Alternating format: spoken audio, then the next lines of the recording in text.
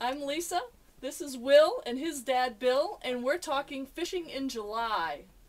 Where do you fish in July? Oh, down below the dams, and we also do a lot of float trips that time of the year. It's a great time to float the rivers, and we have really great hatches.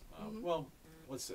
Let me back up a little bit because the Androscoggin will have a tendency to warm up come July, but we float the Connecticut River because it is a tailwater release, and that'll stay cold all season long. But you really can't go wrong, just wading around below First Connecticut Lake and down below Murphy Dam, and even up around Second Connecticut Lake too. That can get some great hatches if you want to go catch little salmon and little brook trout and stuff like that. So Will wants to redecorate. yeah, he's keeping us busy. Alrighty, so how's that going for you, buddy?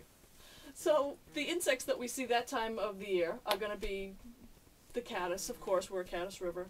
Little yellow sallies. Little yellow sallies, yeah, and that's a dynamite fly, especially for the float trips.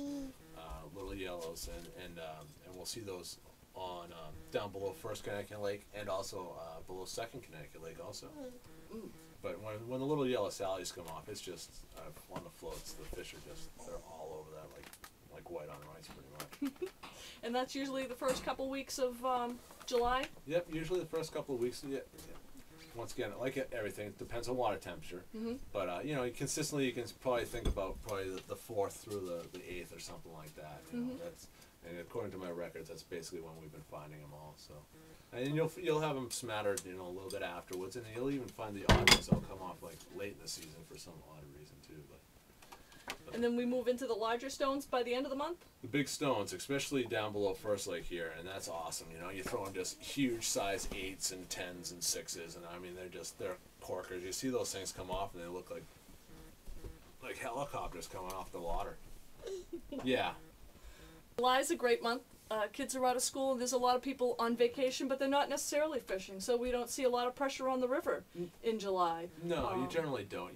What you generally see there, it's Dad who has got a couple hours off. It's early in the morning, and the family's not up yet, and they haven't gone out yet, so Dad will go fish for a couple hours in the morning. You don't generally see like masses and hordes go to the river and stuff like that. So.